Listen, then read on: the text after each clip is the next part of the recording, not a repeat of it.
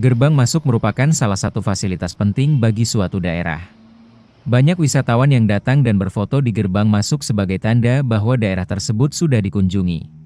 Sayangnya, gerbang masuk di Kota Mobagu sudah mulai rusak. Pantauan Tribun Manado, Rabu, 11 Juni 2025, beberapa pelang yang ada di bawah nama kota-kota Mobagu mulai rusak.